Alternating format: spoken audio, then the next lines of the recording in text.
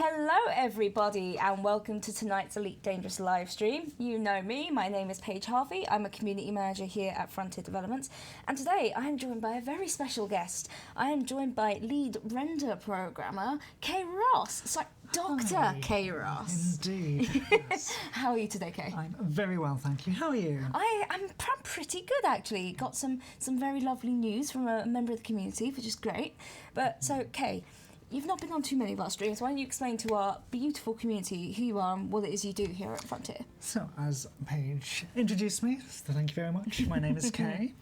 I've been at Frontier for about 6.5 years now. Okay. And I am currently the lead render programmer.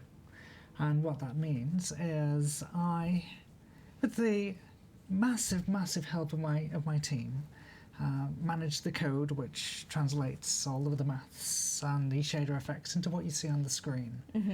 But also what I handle is also a lot of the Stellar Forge side. Okay. And then the rendering of things from Stellar Forge. So essentially you take all of the code and the assets that people make and you sort of mush them together to make it the thing that you see on the screen, in layman's terms. Myself or the and team. The team. Got to stress and the team. Yes. Never forget the team. So tonight we are having another episode of the Stargazing Tours. This time we are looking at anomalies. So that isn't necessarily things that are completely abnormal, but it's things that are just a little different, you know, massive stations or planets with massively deep craters, or my favourite, the system of Skadi, which we'll be visiting today. So let's jump right into it. So the first thing that we're starting with is Mitterrand Hollow. Now, most of you know Mitterrand Hollow is a incredibly fast-moving moon. It's a bit bigger than a very large asteroid. And, well, you'll see, it's incredibly fast. You don't catch it very much at all. But there we go. So, I mean, Kay, so what do you know about Mitterrand Hollow? Well, I know that when you first see it, you go, how can that be? That's a little bit nuts. But when we do generate planets, we do take into account things like the Roche limit and Hill spheres. So the Roche limit is how close can one body get to another body before the gravitational shear tears the other one apart. Okay. So people would say, how is Mitterrand Hollow still whole? How has it not become a ring system yet? And that must be that it just happens to be just dense enough to have just enough self-gravitation to stay whole as it's zipping around the parent. Okay.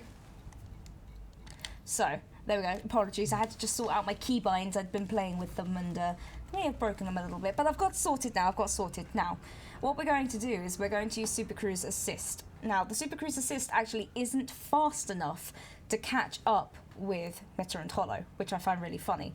But what it does do is let us get nearly into the orbit of Mitterrand Hollow, which is in the orbit of, you know, the planet next door, which means we get to follow it around, kind of in a slingshot motion. At one point it will get away from us and go around the other side, as it's doing now, which means that we have to turn and go back the other way to get around to it, which always makes me laugh. It's just absolutely ridiculous. So, we have got, I believe, some stats on this side, Kay. Right, so it is approximately 0.001 Earth masses and has a radius of 684 kilometres. So yeah, it's teeny. Here it comes, look at it. For perspective, that's around 1/10 of the radius of Earth. Okay. So it's a little baby. As far as I was reading online, it's larger than a massive asteroid, but still pretty tiny. Like, look at it. Look at the cutie. It's just about of the size to make sure that it stays spherical rather than mostly potato shaped. There we go. You see, we're just going to follow it around. And it does a full orbit in just 1 minute and 26 seconds. Okay, so obviously, whereas, you know, we take 24 hours to go around our sun, we've not round, you know what I mean, to turn around. So, shush! Oh, I've confused myself. When you're sitting next to a literal scientist, it's very scary to say things. So we take around 24 hours to go spin on our axis. Yeah, round the sun, obviously, no, on the axis. Yes. Ignore me. That will be clipped instantly. 365.25 days to do an orbit around the There sun. we go. That's me getting all shy next to our resident scientist. But yes, so this one takes literally 1 minute and 26 seconds, which is crazy. Stop laughing at me, Kay. It's very funny. It is. It'll go up there with a list of page quotes. But there we go. So yeah, it's crazy. When you land on it, which I have done before, it gets a little bit kind of like being in a vomit rocket because it's just round you go. Oh, and for somebody I believe was asking about the speed of it going around its parent, and it's roughly 876 kilometers per second.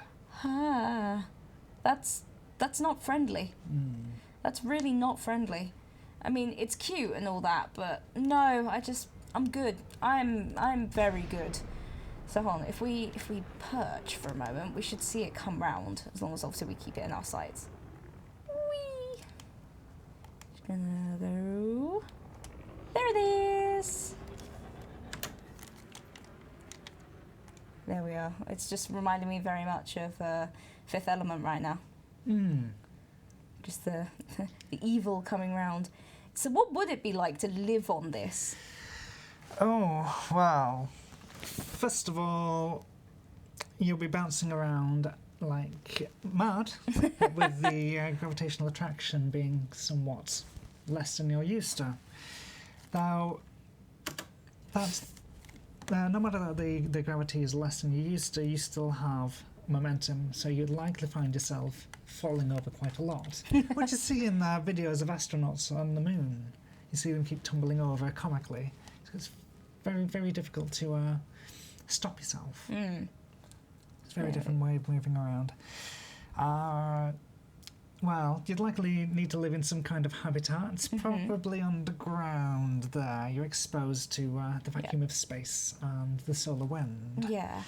And as you're going around your parent planet so fast, you do end up with a total solar eclipse every day for about 10 seconds. Oh, wow. Jeez, that's crazy. So, yeah. Would it be windy? Well, as there's no atmosphere here, probably not. That would be really weird, actually. It'd be like standing in the eye of a tornado. I'm good. I'm good. Well, let's visit somewhere else. We've been looking at our little rock. Let's go somewhere else. I'm going to press the magic button while I do some magic, which obviously is something that I do on the regular. So we've got a nice mix today of sort of sciencey, interesting things, and then other interesting things. So now we are going to if I use the right keyboard, we have multiple keyboards here. But yes, if you do have any questions for our lovely Dr. K, do put them in the chat. We can't guarantee we'll be able to get to all of them, but we will get to the ones that we can. Right. And then we hit this button. I want to ask if rendering has to do with the damage model. It's more of a gameplay-related system for that. So is that the... we talked about the Anaconda-specific damage model there. I don't think they said any specific one, but if you've got an example, then... I don't really know, so... yes. Damage, model swapping, stuff like that. It's a bit more of a gameplay system. Okay. We will take what we're told to put on the screen, though, whichever damage model it is, and then sort out, displaying it with a nice shader effect. It's an interesting one. Did the Stellar Forge simulate the 13 billion years following the Big Bang? It did not. Okay.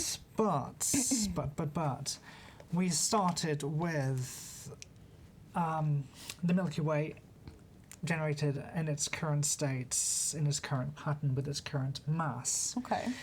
And I think the question is, did we track all of the matter across the universe for an entire 13 billion years? And it's a very interesting exercise, and I've seen computing clusters doing this. There's various universes that do that. No, not for the game, however, not for the game. We start off with an established universe and then form a galaxy over the matter which happens to be in this region of the universe. It's definitely more sciencey than I often understand, but I kind of get where you're coming from there. So yeah, it would take a lot of computer power to generate 13 billion years to get to where it's going to end up anyway. I'm afraid so, yes. Yeah. So, right, for this next one, we are in LP339-7, which has got a little place called Earth's Inheritance Wildlife Reserve, which is an absolute cutie. It's really cute. So this is a wildlife reserve that was placed to sort of help get some wildlife going, get some plants all from, you know, Earth as it was. And I love it. It's so cute. So we're going to go have a look. Do.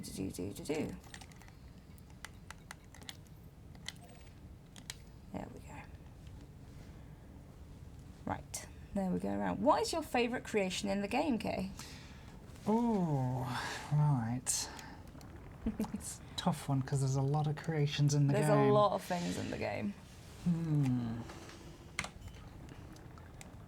What is it? I mean, I suppose my favourite creation was my own face on the planet, but I had to take that out. I'm not allowed to talk about that, am I? I did mention it on the last stream I was in, so that's fine. I'm allowed. There we go. We've both had a moment. I've broken a rule. I'm sorry. Okay. Right, that's it, Kay. In 50 lines when we're done. It's all right. But I mean, like, what is your favourite kind of ship? Because I know we talked about that recently. Favourite kind of ship? Oh. If we did talk about it, I've forgotten what I've said, but it's probably the Viper. You did say the Viper. Oh, God, I'm being consistent at least, yeah. Because the Viper was my main ship in Frontier Elite 2 on the Amiga, and I'm very happy to carry that legacy on.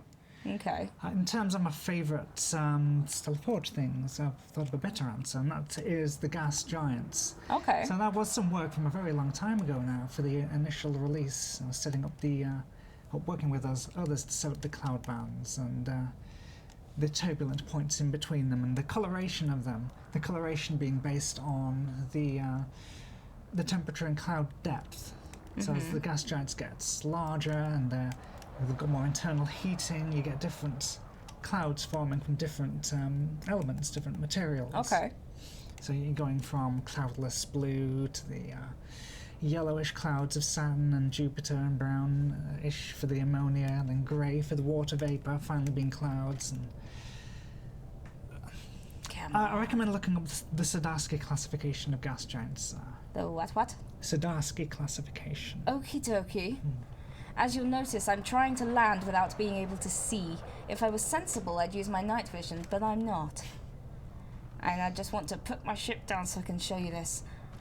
Okay, fine, I'll turn on the night vision. Fine, we'll turn it on. Well, that's easier, isn't it? Right, come on, ship. Put your butt down on the floor, please. Down, there we go. Right. Now let's take our SLV and have a little look around, shall we? So, yes, we'll pull up the log as well. We'll have a quick look at that first.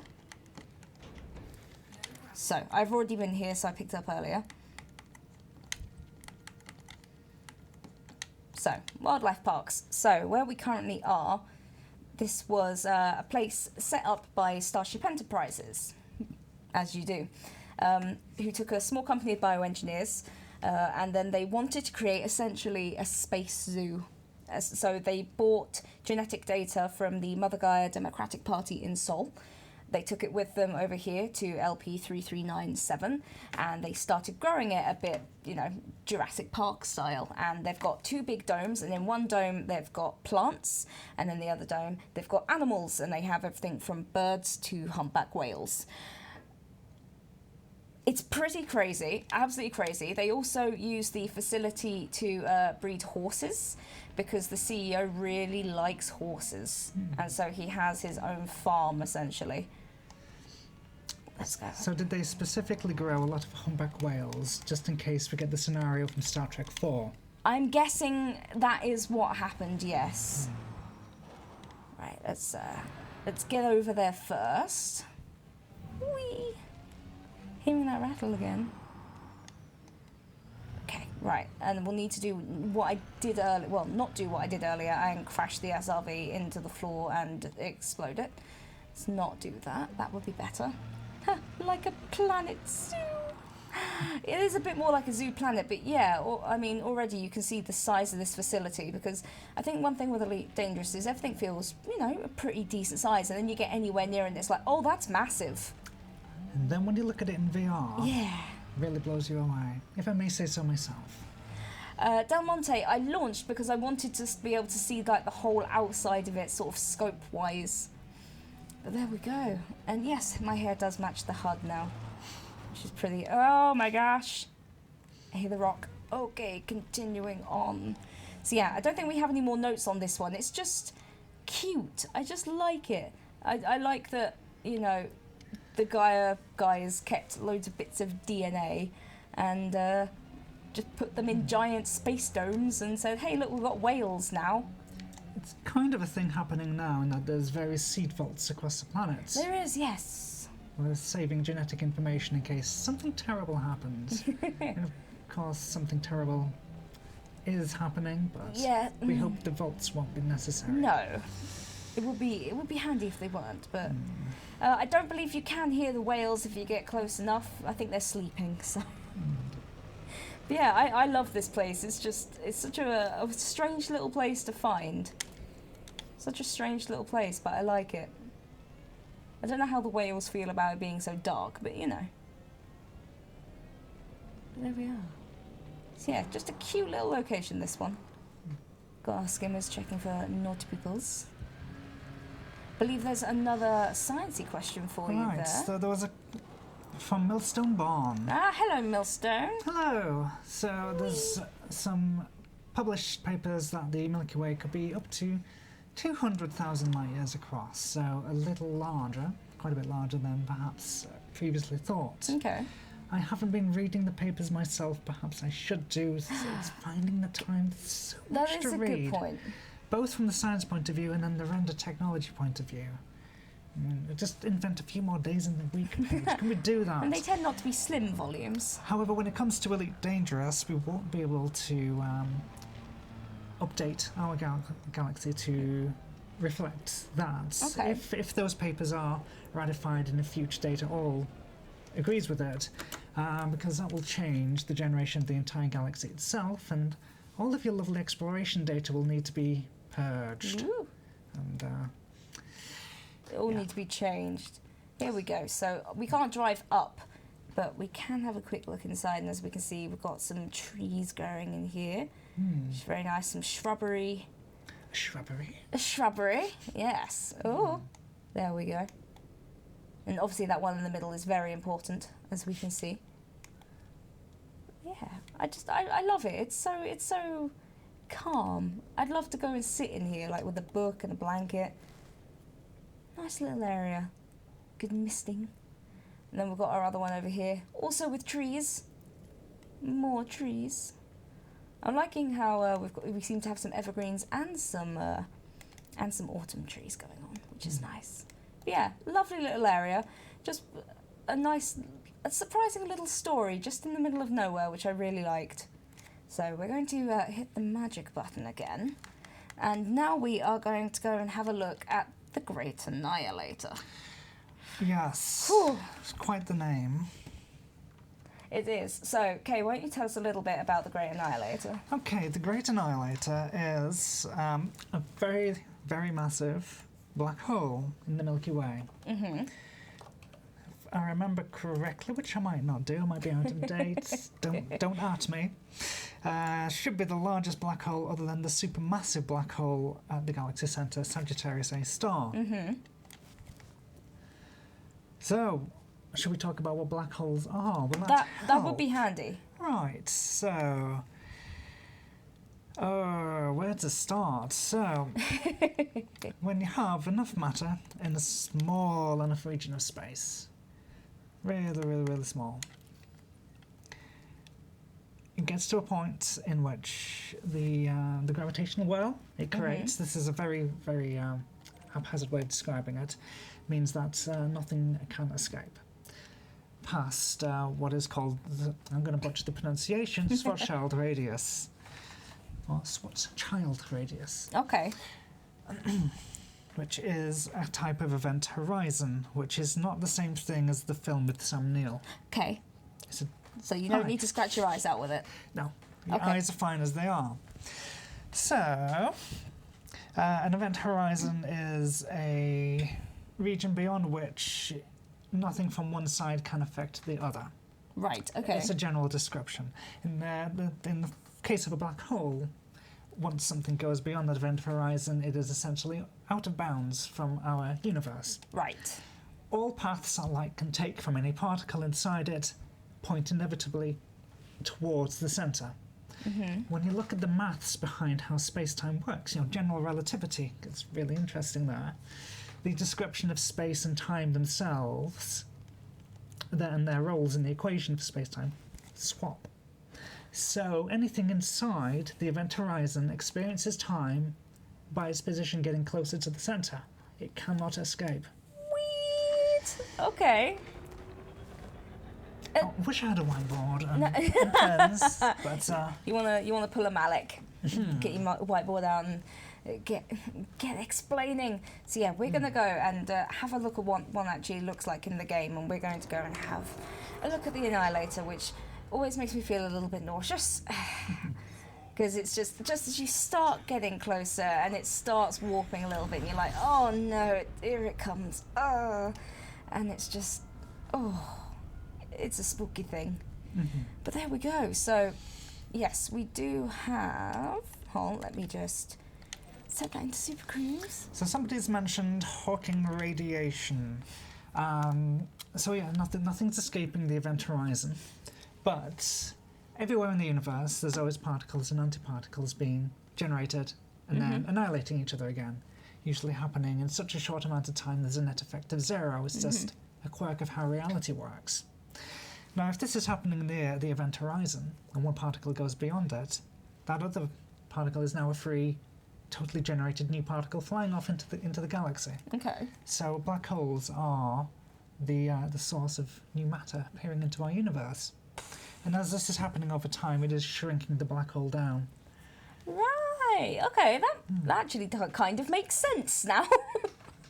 So yeah, obviously there are descriptions in game for these things written in this concise matter as possible.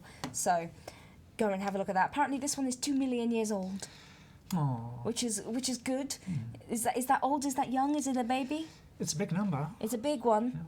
I don't know how big it is in relation to stars. If a human was 2 million years old, that'd be terrifying. But black holes come from the larger stars, and the larger stars live a lot shorter lives. Okay. So something like our star, the Sun, will last about 10 billion years. Supermassive, hypergiant-y, bluey stars might last a few million-ish. So it's quite a big scale. okay, fair enough. And then there's red dwarfs that will could go tens of billions, tens and tens of billions of years.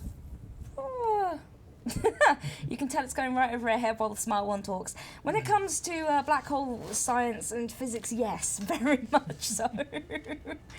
It's like at the same time I'm trying to fly a ship and read a chat. It's too many things. But yeah, it's fascinating. It really is, and I like going through the game and actually, finding locations and pulling up the descriptions and checking them all out, and then going and finding the tourist beacons and seeing what they say, because there's a lot of real science packed into the game, which I really like. So, here's a question then, if you can answer. So when it comes to rendering a black hole, how?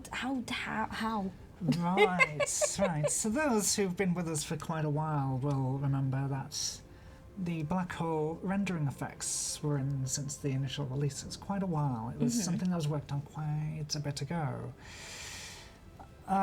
So if you want to do this fully realistically, you've got to do essentially a lot of ray tracing. You've got to do full volumetric analysis, because your position around it will depend on what you're seeing from the light being bent around the heavy object. Right. However, that's computationally expensive. So what we have is a 2D approximation in the game. And it's trying to pinch and pull in reasonable directions. And what it's also doing is, if you notice the stars moving in odd directions around and past each other, you're seeing Clone's the wrong idea, but they're the same star in 2 different positions due to the lensing. Right, okay. Yep, it's happening. It's happening now. God. Oh, it's so spooky. It's way too spooky for me. Every time I get near one of these, I'm like, nope. That's alright, we'll go directly towards it. We will, and then there we go. We're going to hit it. Right. It's just, it's so strange. We were all sat around earlier having a look at it, because I was showing Will, as you know, also I like to practice for the stream, make sure I know where things are and all that kind of thing. And it's just, this is just ridiculously strange. I don't even really know how to comprehend it properly. But yeah, Great Annihilator. And you say is this the second largest one? As far as I recall, yes. Yes. Yeah. Well, hold on. Do we have anything in the codex for it? Let's have a look. Hey! Yes. Largest known black hole in the galaxy, not including the supermassive Sagittarius A star at the core. So, how old is Sagittarius A star, do you know? Well, off the top of my head, no. Fair enough. That's alright then. But yeah, this is, it is crazy. It's absolutely crazy. So let's have a quick look around. Well, I say quick look, but look at, God, imagine a dinner plate looking like this. I'd never be able to eat. It's Again, in VR is where the true magic lies. Yes, the true magic and the sick bowl, I think. But yes, so another thing, I love, I don't even know how to describe it. I love the way that it's that it's shaped. I love the colours. I love how it all looks, but it still makes me feel nauseous. But there we go. It's crazy. It's absolutely crazy. Yes, I know the body exclusion zone's been hit, and I'm very glad, because if I went any closer, I'd probably die, and then I'd be really sad. And yes, my crate, this is the Stargazer. Oh gosh, nope, black hole, if you don't mind. There we go, yes, so this is the Stargazer. She's been with me for pretty much half a year now, I think. Not changed her up, we've engineered her a bit, so she's quite shiny. Took out a few bits and popped in a bunch more heat sinks, you'll see why later. The only thing I have changed is the paint job, which I like to actually change and theme for each live stream.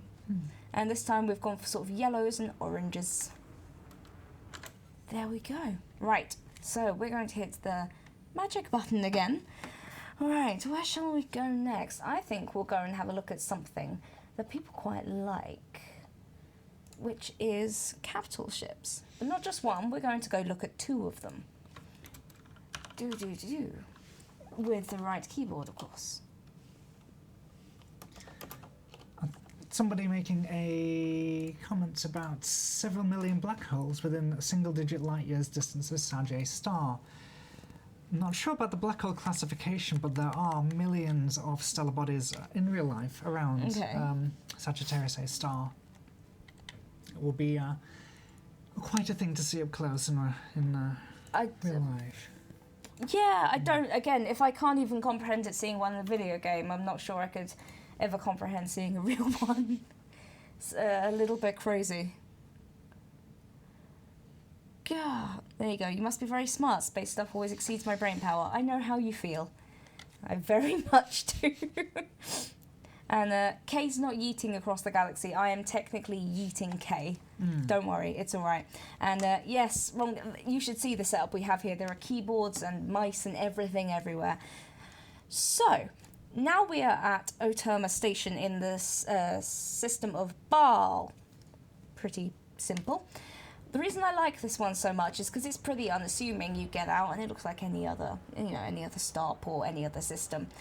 And then you turn around, which we're going to do, which I really like, because not a lot of people know where capital ships come from. And, then they don't just always pop in and, end up in fights. They have to dock somewhere. So we're going to have a look at a capital ship dock. Now, seeing as there's no queue, I'll let it take me outside. There we go. And there's a lot of traffic around here. But not, well, I'm in solo at the minute, so obviously it's just a lot of NPC traffic, but earlier in the day I did play an open. There were a bunch of people as well, which was quite cool. So let's have a look around. Hey, what's this over here? And here we have some docked capital ships. And look at this. Look at the size dock you need for a capital ship. And it's got 2 of them in here.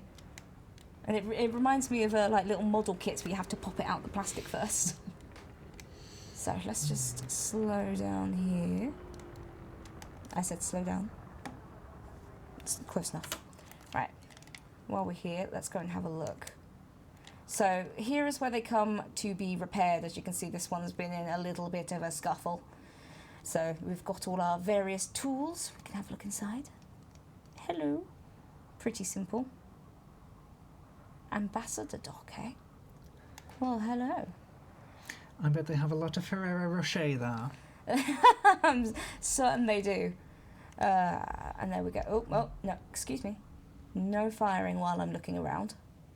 But yeah, like, this is ridiculous. And in a minute, I'll come and put the crate alongside it.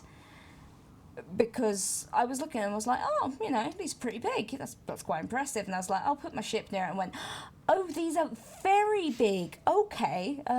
Because I think about 12 of my crates can fit in these, which is quite impressive. And yeah, this one's been injured a little bit. It's had some scrapes going up and down. It's got a bit, you know, ashy and burnt. Not quite sure what happened here. Didn't look good. But, you know, a little bit of scuffing here. I know I'm upside down. I'm looking at the underside of it. There is no upside down in space. That is also very true. The only reason we know it's upside down is because the decal's upside down, but that's okay. Oh no. That one's smoking. Let's get away from that one. But yeah. And now... Whee! Now we can have a look at the other side. There we go. Oh no, this one really did take some damage. Like, it's so pretty, but it's definitely... Oh no, it's sparking and everything. Alright, well, let's go and just drop our ship off on one of these so we can have a look at the actual size. There we go. There we go. Kay Vinton says that you've done a wonderful job and the Elite is looking fabulous. But I know Kay will say, her and the team, there is an entire team around it. Every single guest that we have on, there's an entire team around them making the game happen. So thank you very much, Kay Vinton. It's very kind. And Andy, yes, so we're looking at anomalies of the galaxy, so things that you wouldn't necessarily expect to see everywhere. It's, you know, it's not every day that you will see a capital ship dock or things like Skadi, where we go later. This is in the Baal system, so Baal, and it's Oterma Station. But let's have a look. So, like, so here's my crate. It does, like, the nose of this thing is bigger than my ship. And then just, okay, let's keep going. Let's keep, oh my god, it's huge. Like, I love to sort of look at the scales of things and understand just how big, because like my ship, let's go and have a look. So this looks, you know, quite small, but then you have a look inside and that's actually pretty large. And then you have another look from the other bit of inside, and yeah, that's really quite large. You could probably live in this quite well. And then you go outside, and this thing's like 12 times bigger. Like, what? That's absolutely crazy. And I love this. This is just ridiculous. Ooh, I didn't like him for a second. So yeah, absolutely crazy. There is no up, there is no down. And I just, I love it. I love that this just isn't something you'd expect to see, just 2 capital ships just docked in there for some repairs next to a station. And this is one of my favourite ones as well, just because I love all this greenery spinning in here. Hello. I love it. It's so cute. I love it. I had so much so much fun just flying up and down this alley going like, well, come look. So, here we go. So, next one we're going to go to is another thing that Kay can tell us about, which is lovely, which is going to be the bubble sector. Oh, yes, yes. So we're going to look at the Bubble Nebula, which is very strange, and I haven't seen it in person before today. And again, we were sat there like, oh! So let's go to, got to find the name. So, Kay, nebulas. Right, well. Where to start? Where to start? Well, any nebula is a big old collection of dust and ice and gas. That's it. And depending on how dense that gets and what kind of stars are nearby depends on what you end up seeing. So you've got the giant molecular clouds, which are light years upon light years and across, and it's just a bit of a muddy, maybe reddish grey mess. Okay. Depends on what stars are nearby. Then you've got ones like the Bubble Nebula, which are it's an emission nebula, which means it's emitting its own light, which means it's hot enough. It's got some bright, hot stars nearby enough to make it glow, and glow it does. Yeah. Hello! And it's called the Bubble Nebula because it's a big old bubble. We can't even zoom out far enough to get the whole of it in here. Look at it. Look at this thing. So it's likely stuff which has been emitted off the surface of a giant dying star, which is why I end up with that big spherical pattern like that. Okay. Typically called planetary nebulae. Mm-hmm. But yeah, the Bubble Nebula is a big one, and it's a big blue glowy one. Yep. Because of big blue glowy stars nearby. I love it. It's so cute. It like I didn't expect because I saw some screenshots of it. And I thought, oh, it's quite small. So I jumped into the system, flipped my ship around, went, oh god, because it was just everywhere, and I just did not expect it to take up. Well, as you can see, the entirety of my view. Absolutely crazy. But if we look at the galaxy, oh, system map, fair enough. Wrong one. Galaxy map. There you go. Look at this. It's so crazy and it's so cute. And I love it. So, I mean, when most of them are giant, like, squirrely splodges, why is this one pretty much spherical? Because the surface of the star it came off was pretty much spherical when it That's pretty cool. expulsed it out. Well, let's jump to this one and have another look. Right. Right keyboard this time. There we go. It's so cute, and I love the colour as well, because a lot of the ones I've been to have been sort of reds and oranges, as you said earlier, and then, sudden purple.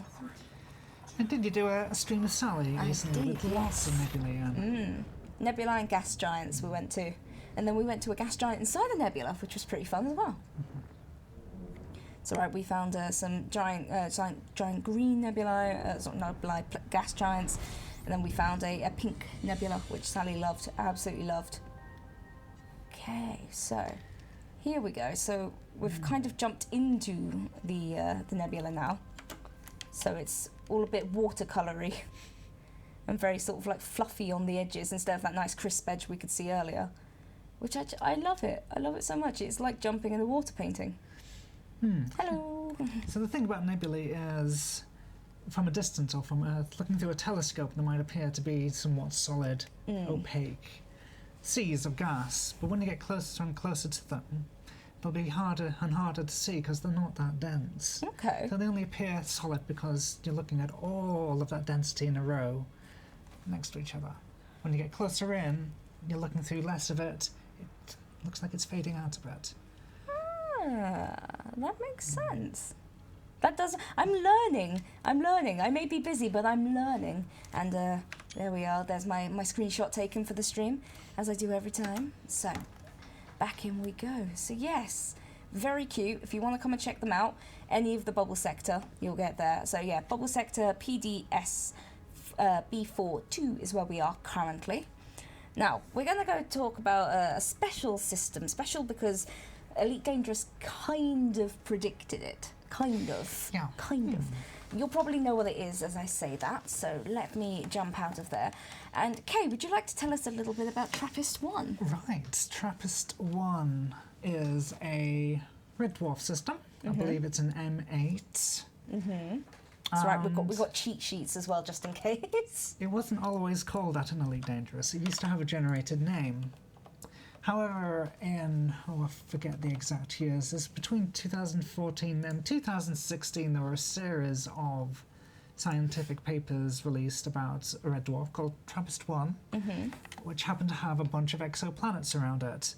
And the exciting thing is, it had a bunch of approximately Earth-sized worlds in orbit close to where we'd expect the Goldilocks zone to be, all around this red dwarf. And what's a Goldilocks zone? Goldilocks zone is a distance from a star in which you would probably find liquid water on the surface of a planet. Okay. So, good temperatures. And so, of course, we go and have a look at Elite Dangerous. We go to the area, the Milky Way, where TRAPPIST-1 would be, and lo and behold, there's an M8 red dwarf in pretty much exactly the right spot, with a bunch of exoplanets around it. Yay! So well done, Stellar Forge. Round of applause. Yeah, so, and then obviously once it was found, we popped it, into the correct place, gave it all the correct names, and it's here, it's right here, and it's so cute, and I love that, Stellar Forge was like, there should be this amount of stuff in this sort of place, let's shove it all there. Oh, look, it's correct. It's very clever. It's very clever. So I was invited to a conference earlier in this year in Liège in Belgium for a TRAPPIST-1 latest scientific conference. I'm very thankful for them. They invited Frontier to send someone across to talk about TRAPPIST-1 in the game, because I had an entire afternoon dedicated to TRAPPIST-1 in the media and the broader society. Okay. So I got to see some of the more recent papers and results from TRAPPIST-1. I wish I could remember exactly what they were, but there's a lot of debate still about the state of liquid water, the tidal locking parameter of these planets. Tidal locking is they end up with the same face of the planet facing the star at all times. So the planet rotates on its axis. That full rotation takes the same amount of time as its orbit around the star. Oh, wow. It's always facing the star, which can play havoc with if you're trying to get somewhere nice to live, somewhere nice to stand, that isn't always in the sun or always frozen. Oh, look at this. Hello. So yeah, nice little high metal content world. I love the high metal content ones. They're so creepy, but they're wonderful as well. So you've just been having a little spin around some of the bits around here, like this little cutie. Hello. And then, oh yes, got some little craters going on here. So, Arbridge is asking, how did you, Kay, and team get the Stellar Forge to predict things? So how did it decide that there should be stuff here? Well, there's a few things working in our favour. One is that there is a lot of stuff in the Milky Way. So if you have a good statistical model, you will have a good percentage chance of creating something scientifically reasonable in the right spot at the right time with the right parameters. So there's hundreds of billions of star systems in the Milky Way. Okay. That works in our favour, especially if we start with a good approximation to the mass of the Milky Way, and we start with a good idea of the distribution of stars in the Milky Way, especially around us. I mean, we can see the areas of the Milky Way near Sol pretty well, so we can get a good idea of the distribution of stuff around us. And we have some good readings on how old different populations of stars are, so how old they are in the arms, how old they are in the upper arms, how old they tend to be around the core as you're going towards the core. So if we start with enough starting parameters which are close to real life as we can, and we start with equations to provide distributions of stars which is scientifically plausible, we're going to get out hopefully scientifically plausible, and I'm not going to say mirroring because that would be incredibly lucky results.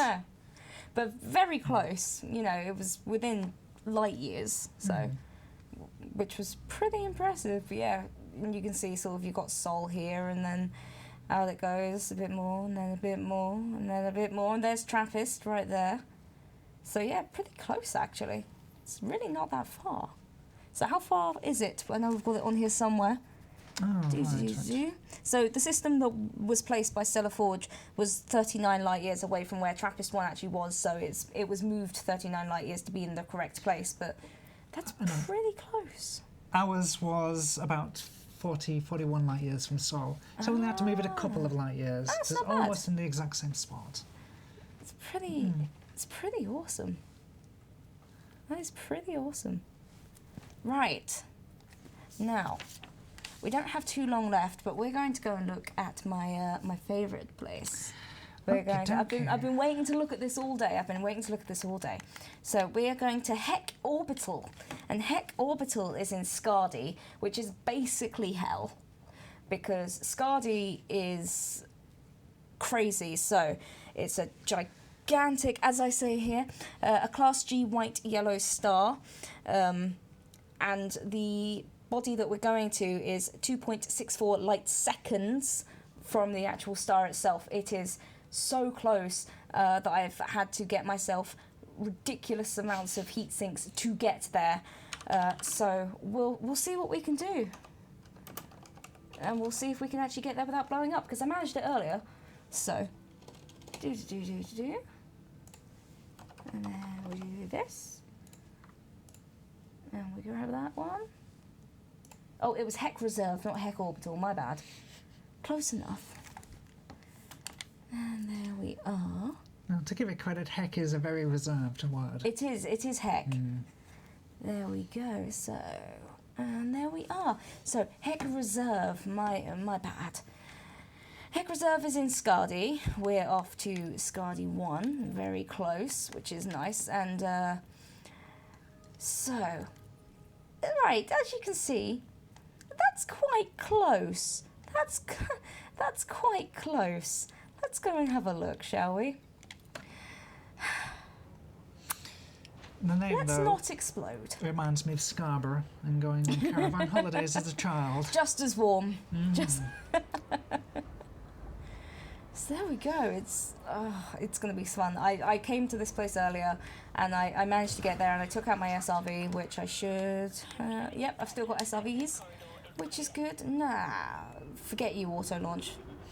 So yes, as Arbridge is asking in our chat, wouldn't this planet that we're going to be ripped apart? It's one of those that, oh, yes, how is this still a thing? How is this still together? It's likely being ripped apart due to tidal forces. That must mean that this, was it a metal-rich or high metal content world? Well, that's... Was very dense to be able to maintain its, So, yes, metal-rich worlds like this have a large metallic core with plentiful metallic ores even at the surface. So, it's quite chunky. It's 60% metal, so, yeah, it happens to be quite dense. So, I guess it just looked out on the side of the maths and the equations there, and it just about stays in one shape, instead of being torn apart into a ring system. Well, let's go and have a look at it. So yeah, basically a steel bar in space. It's just surviving. It's just, but oh, it's ridiculous and it's wonderful. So we're gonna go and have a look. And as you can already see, it's like, oh, hello. You're a little bit too close for comfort. And no, it's it's a Class G star, as far as I understand. Yeah, 60% metal, most of it liquid, question mark.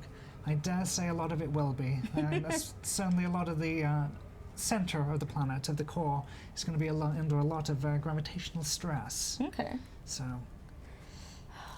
probably quite a lot of core and mantle there. I know. Where is it? Oh yeah. So this is the surface temperature. It is 712 Celsius. What? 712? No, thank you. We got to 33 in England and I hated it. No, I'm good. But I'm going there anyway, because I got to this point when I was playing earlier and I was like, am I sure there's actually a planet there? Am I pretty sure there's actually something there? And then, as I was getting closer, and I realised, There definitely is something here. It's just a tiny little blob. Here it is. Here's our tiny little blob. You have to know where you're looking to get there, wouldn't you? That's alright. I ended up going way too fast, but that's okay. So, yeah, look at this. Absolute teeny. And way too close for comfort.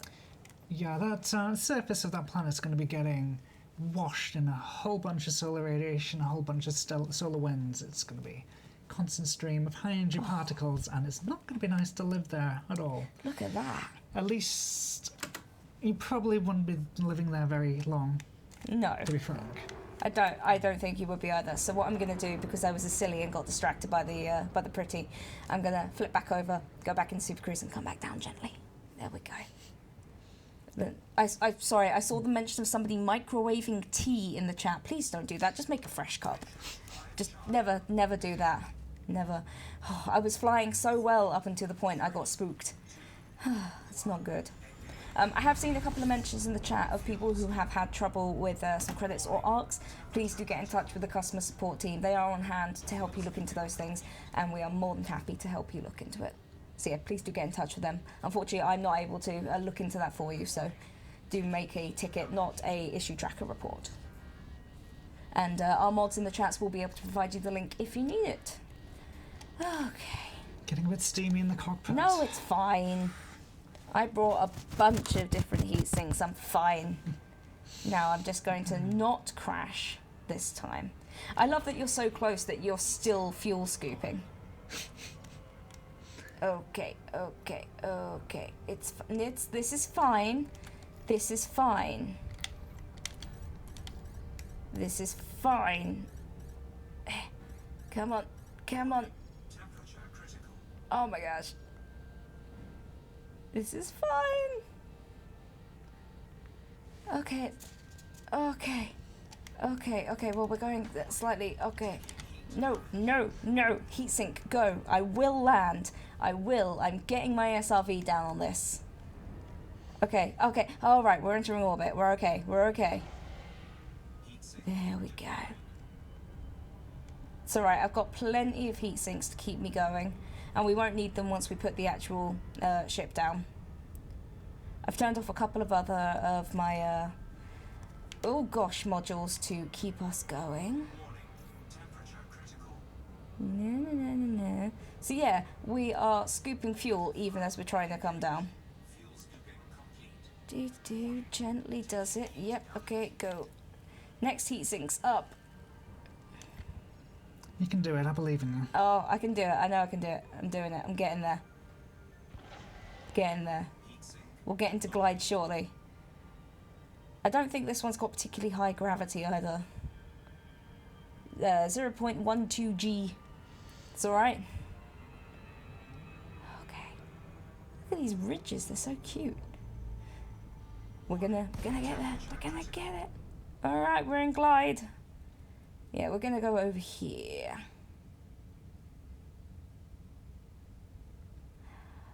Come on. Tell you what, while I land this, let's do a giveaway. Let's do a giveaway. So, while I am finishing landing, Kay, would you like to choose a word that our lovely people can put into the chat? And we are going to give away a Frontier paint job for the Crate Mark II, as that's what I'm flying right now. So, a single word, or can it be a phrase? It's not too long. They have to type it in. Okay. Let's go with Great Scott, shall we? All right. So, if you put into the chat hashtag Great Scott, you'll be entered in with a chance to win a Crate Mark II Frontier Developments paint job. While I land, when I have finished landing and deploying my SRV, we will pick a winner. And there we go. Okay, we're going there. We're getting there. Gonna put down this landing gear now. I just don't want to crash and ruin it, because I did that last time and I was really sad. Yes, the Chris, I did miss an opportunity there for Crate Scott. You did miss Crate Scott. Oh. We're gonna have to take you back to pun school. All right. Oh, slow down. The floor is coming up. Okay. Yeah, it does feel so weird that this is together. It looks like it's kind of been dusted with cocoa and just sort of been like, just leave it, it'll be fine. Like when you make a mistake with a cake and you just cover it with stuff. Yes, the surface of any such planet here would be punished, as I say, with solar radiation. And you'll end up with a lot of thermal erosion, so a lot of the rock external parts are essentially being powdered down to dust, just from the force of the sunlight. Crazy. Alright. Nope, unsuitable. It's fine. We'll find suitable terrain. I'd say it's unsuitable. No, it's fine. I managed it earlier, it's fine. We'll just skid along the surface for a bit and we'll find somewhere. Maybe over here. Ahaha. Yay! Nice. There we go. Now, let's get the SRV out. And... Come on, finish deploying, would you? Sunny day out. Did you bring your shades? Oh, no, I didn't. It's alright, I'm just gonna spin this SRV like a crazy person now. So, yeah, this is normal. You know, this is fine. This is fine. Who needs the assist on when you're driving an SRV? Nobody. Oh, okay, apart from when you go upside down, but that's fine. Right, we're going to, before we finish the stream, we're going to get up on one of these ridges and we're going to take a screenshot. So, tell you what, Kay, can you drive an SRV? I'll give it a shot. Keep going towards the ridge. I am going to find us a winner using a very advanced technique, obviously. Where is the thingy? Multiple buttons. One of them does something. There we go. So, the winner of the Crate Mark II Frontier Developments paint job is Shattermage on Twitch. So that is Shattermage. Thank you so much for entering. Congratulations on winning. What you need to do is email community@frontier.co.uk with the subject line, I won the Crate Mark II paint job, and we will get that out to you as soon as we possibly can. So yes, get in touch, we'll get you sorted out. But yes, congratulations. Kay, you have almost gotten us there, which is perfect. Very nice SRV work there. Is this ridgy enough?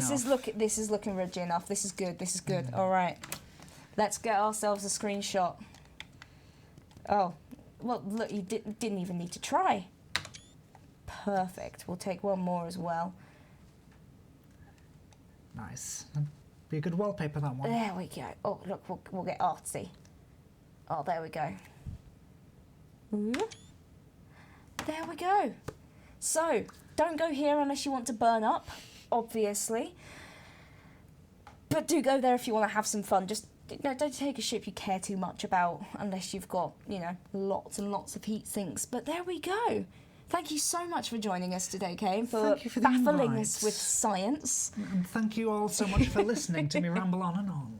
Really appreciate it. Yes, it was lovely. I love to talk science, and I understand bits of it when I'm not trying to fly a ship.